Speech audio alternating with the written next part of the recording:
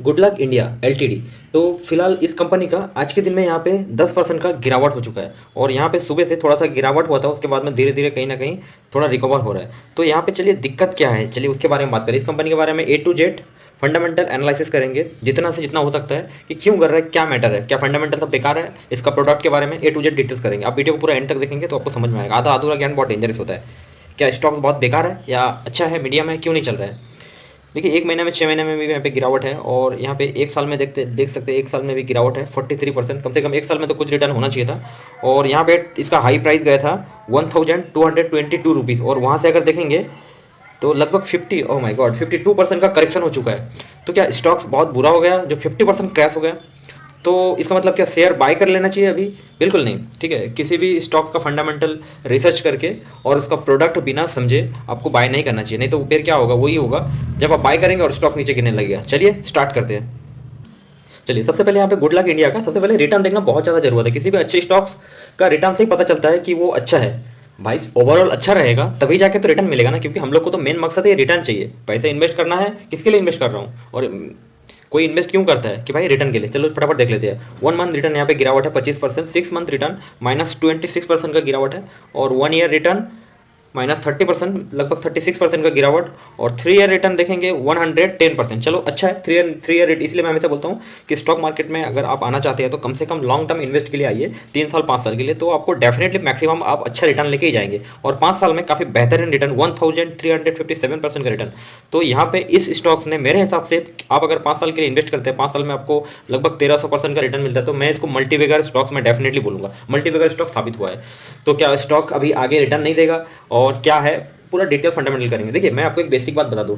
आप अगर कोई प्रॉपर्टी खरीदते हैं, ठीक है, आपने एक 10 लाख का प्रॉपर्टी खरीदे, तो आप 5 साल में क्या आपको 1300% का रिटर्न दे देगा? 5 साल बाद में आप अगर सेल करेंगे तो आपको क्या 1200-1300% रिटर्न दे सकता है? तो वो भी कैलकुलेट करके देख लेता हूँ। आप अगर यहाँ पे 10 लाख को, है ना, अगर 1300% रिटर्न मिलता है तो 5 साल बाद में आप अगर सेल करते हैं तो आपको कितना होता है?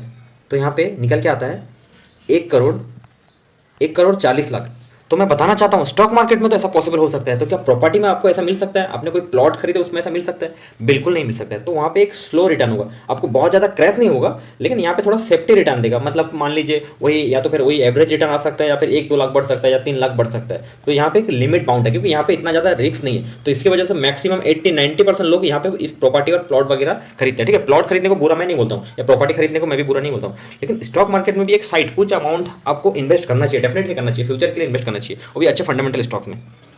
गुड लक इंडिया का अभी लेटेस्ट क्वार्टर रिजल्ट की देख लेते हैं। क्वार्टर रिजल्ट कैसा है, क्योंकि क्वार्टर रिजल्ट के हिसाब से थोड़ा मैक्सिमम स्टॉक गिरता रहता है। तो सबसे पहले लेटेस्ट क्वार्टर 942 करोड़ और प्रीवियस क्वार्टर का सेल था 976 करोड़ और लास्ट ईयर 876 करोड़। तो चलिए यहाँ पे देखते हैं, ईयर ऑन ईयर यहाँ पे ओनली 7% से सेल्स ग्रोथ हुआ है। चलिए ठीक है, something is better than nothing. और क्वार्टर ऑन क्वार्टर देखेंगे यहाँ पे तो यहाँ पे गिरावट हो चुका है। तो देख सकते हैं 976 से 942 हो चुका है। तो यहाँ पे एक थोड़ा सा दिक्कत हो गया क्वार्टर ऑन क्वार्टर। और उसके बाद में नेट प्रॉफिट देखते हैं। लेटेस्ट क्वार्टर 41 करोड़ और प्रीवियस क्वार्टर 46 करोड़ और लास्ट ईयर 31 करोड़। तो यहाँ पे ईयर ऑन ईयर निकल के आता है 29% से नेट प्रॉफिट ग्रोथ हुआ है। चलो अच्छा है, वेरी गुड, नो प्रॉब्लम। और क्वार्टर ऑन क्वार्टर देखेंगे यहाँ पे थोड़ा सा गिरावट है, बट चलो गिरावट है। तो यहाँ पे थोड़ा सा दिक्कत वो हो गया, क्वार्टर ऑन क्वार्टर सेल्स में भी गिरावट है और plus quarter on quarter net profit में भी गिरावट है। तो यहाँ पे थोड़ा सा कंपनी में दिक्कत हो गया और ओवरऑल स्टॉक नीचे गिर रहा है और इसी मौके में और इस स्टॉक भी गिरावट हो रहा है। और एक तो ट्रम्प चाचा, ऊपर से मोदी जी गए थे, इतना खास कुछ कर नहीं पाए ट्रम्प के सामने में, क्योंकि यार ट्रम्प तो मतलब टैरिफ के चक्कर में गिर रहा है। ऊपर से एफआई हमारे स्टॉक मार्केट से काफ़ी ज़्यादा पैसा निकाल रहे हैं। तो ये सब कहीं सारा मेन रीज़न है। चलिए यहाँ पे देख लेते हैं गुड लक इंडिया का अबाउट। तो अबाउट थोड़ा सा बताना जरूरत होता है। Good luck India LTD is an engineering conglomerate engaged in the business of manufacturing and selling. बात को समझिएगा, manufacturing and selling engineering products such as sheets, pipes, engineering structures, fabricated structures, forgings and automobile tubes. तो चलिए इसके बारे में, इसका side में चलते हैं तो आपको समझ में आएगा। स्टार्ट करना चाहते हैं, जस्ट एक वॉच कर लीजिए। आई होप कॉपीराइट नहीं आए। तो क्या है, इन्वेस्ट करने से पहले प्रोडक्ट के बारे में जानकारी करना बहुत ज़्यादा जरूरत है। चलिए स्टार्ट करते हैं।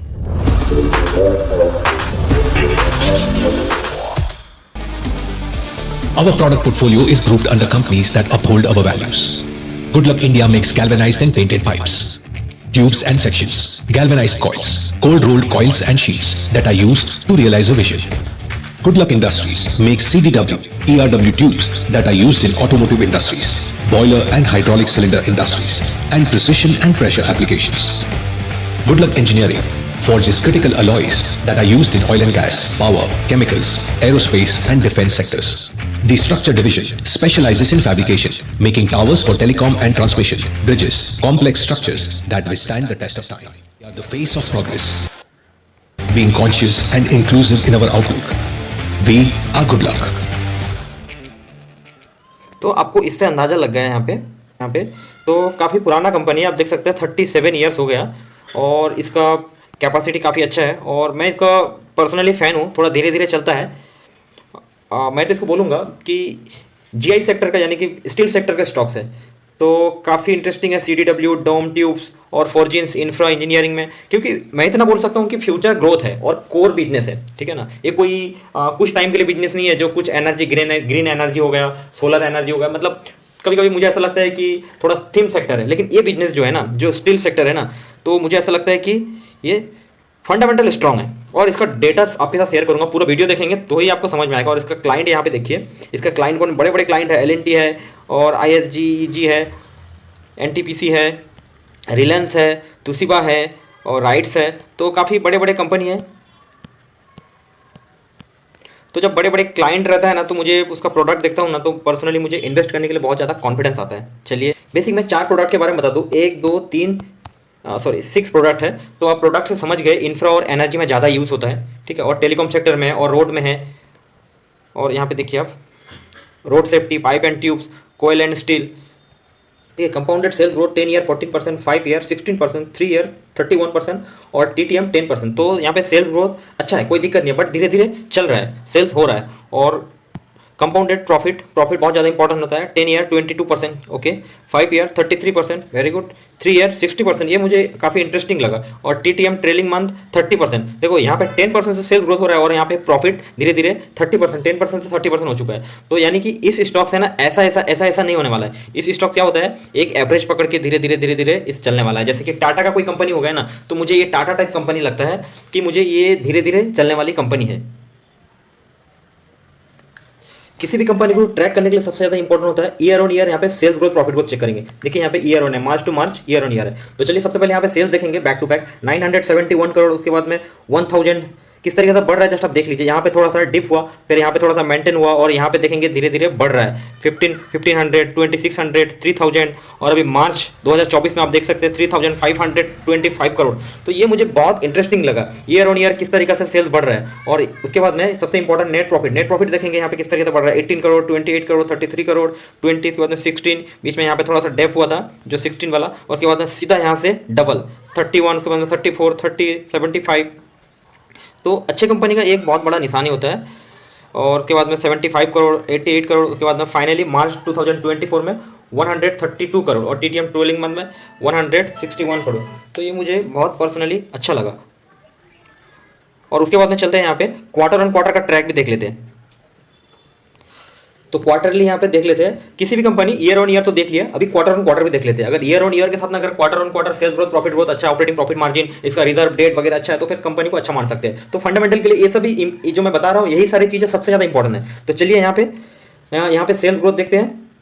क्वार्टर ऑन क्वार्टर आप देख सकते हैं, दिसंबर, मार्च, जून, सितंबर, तो किस तरीके से बढ़ रहा है। देखिए 800, 779 के बाद में 706, 765 किस तरीके से बढ़ रहा है, 858, 886 करोड़, 878 करोड़, उसके बाद में 902 करोड़, मतलब धीरे धीरे कहीं ना कहीं बढ़ रहा है। और फाइनली अभी बीच में यहाँ पे थोड़ा सा डिप हुआ, अभी लेटेस्ट क्वार्टर दिसंबर जो मैं आपको बताया, क्वार्टर ऑन क्वार्टर थोड़ा सा गिरा है, बट यहाँ पे एवरेज मेंटेन किया है। देखो अच्छे स्टॉक्स का यही निशानी होता है, 7, 8, 9, बीच में थोड़ा सा 1-2 क्वार्टर, देखो कितना से कितना बड़े बड़े धुरंधर स्टॉक बीच में 1-2 क्वार्टर अप डाउन तो होता रहता है, कोई दिक्कत की बात नहीं। ईयर ऑन ईयर बहुत अच्छा है और क्वार्टर ऑन क्वार्टर भी यहाँ पे सेल बहुत अच्छा है। और इंपॉर्टेंट नेट प्रॉफिट यहाँ पे देखते हैं 20 करोड़, 24 करोड़, 21 करोड़, 20, तो यानी कि आप देख सकते हैं धीरे धीरे कहीं ना कहीं मेंटेन हो रहा है।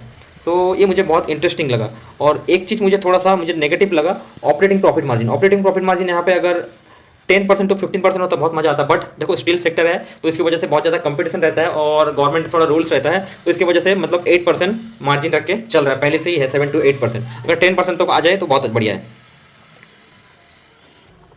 किसी भी कंपनी का बैलेंस शीट यहाँ पे थोड़ा फॉलो करना बहुत जरूरत होता है। जैसे कि सबसे पॉजिटिव में देखना होता है रिजर्व बढ़ रहा है कि घट रहा है। आप रिजर्व देखेंगे कहीं ना कहीं धीरे धीरे बढ़ रहा है। आप देखिए यहाँ पे 379 करोड़, उसके बाद 400 करोड़, 615, उसके बाद में मार्च 2024 में 1113 करोड़ और फाइनली सितंबर 2024 में 1225 करोड़। ये मुझे बहुत ज़्यादा अच्छा लगा कि रिजर्व धीरे धीरे बढ़ रहा है। जब कंपनी का कोई बुरा सिचुएशन आता है तो रिजर्व भी काम आता है। और मुझे इन्वेस्ट करने में, मैं जब इन्वेस्ट करता हूँ किसी भी कंपनी में, इस तरीके से रिजर्व थोड़ा प्लस रहता है, मुझे बहुत ज़्यादा मजा आता है। और उसके बाद में बोरिंग देख लेते हैं कर्जा वगैरह क्या है।